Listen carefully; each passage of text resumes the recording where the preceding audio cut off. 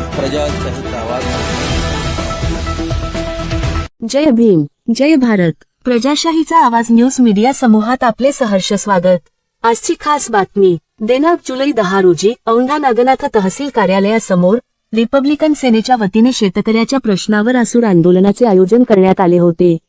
Republican सेना युवा प्रदेशाध्यक्ष किरण घोंगडे यांनी यावेळी सरकारला ठणकावून सांगितले की सरकारने शेतकऱ्याचा अंत पाहू नये। शेतकऱ्याच्या पोरांनी आज शासनाच्या विरोधामध्ये विद्रोहाचा आसूड हाती घेतला आहे।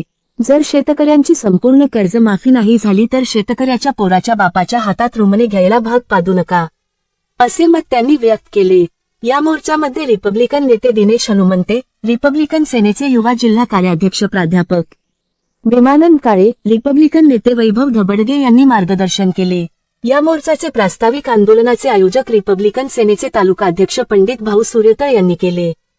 तर मोर्चामध्ये रिपब्लिकन सेनेचे जिल्हा उपाध्यक्ष रवी भाऊ दीपके, रिपब्लिकन सेनेचे युवा तालुका अध्यक्ष करण फुंदसे, रिपब्लिकन सेनेचे युवा नेते हाफिज जहागीरदार, रिपब्लिकन सेनेचे जिल्हा महासचिव गोरख खिल्लारे, संदीप राठोड, सोनवणे मामा, रिपब्लिकन नेते दिनाजी खाडे, रिपब्लिकन नेते राहुल घोडके, सरपंच प्रकाश मगरे व शेतकरी व भीमसैनिक मोठ्या संख्येने उपस्थित होते।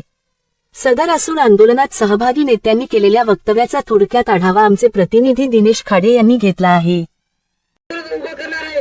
सरकारला सांगू इच्छितो की शेतकऱ्याचा अंत पाहू नका। शेतकरी हा मातीत बीज उगवतो, तसंच तुम्हाला सरकारला मातीत घालण्याची तयारी सुद्धा ठेवतो। फडणवीस सरकारला आम्ही शेतकऱ्याचे पुत्र, शेतकरी आम्ही इशारा देऊ इच्छितो। आज तारखेमध्ये आम्ही शेतकऱ्याचे पोरं रस्त्यावर येऊन आंदोलन करत आहोत। शेतकऱ्याच्या पोरं हातामध्ये आज आसूड आहे, उद्या आमचा बाप शेतकरी रस्त्यावर उतरेल आणि ते हातामध्ये रुमणं घेऊन उतरेल। ज्या दिवशी आमचा बाप हातात रुमणं घेऊन उतरेल त्या दिवशी इथल्या सरकारला, फडणवीसला सळोगी पळो केल्याशिवाय आम्ही सोडणार नाहीत।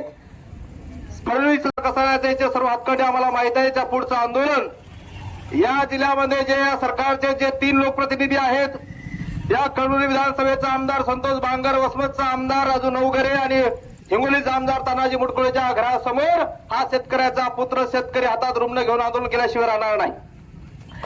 या त्या गायरान जमीन धनदांडगे लोकांच्या नाहीत, गरगरीब लोकांच्या आहेत, मजुरी करणाऱ्या लोकांच्या ताब्यामध्ये आहेत। ते त्या ठिकाणी ती जमीन उकरून आपलं पोट भरण्याचं काम करतात। आमची विनंती आहे इथल्या प्रशासनाला, सरकारला की या जिल्ह्यामध्ये ज्या ज्या ठिकाणी गायरान जमिनी आहेत परंतु अजूनपर्यंत शेतकऱ्याच्या नावाने झाले नाही, त्या गोष्टी सर्व ठिकाणचे पंचनामे करावेत आणि शेतकऱ्याला त्या जमिनी देण्यासाठीची जी प्रक्रिया ती सुरू करावी। या आंदोलनाच्या माध्यमातून आम्ही ही विनंती करत आहोत। या आंदोलनाच्या माध्यमातून दुसरा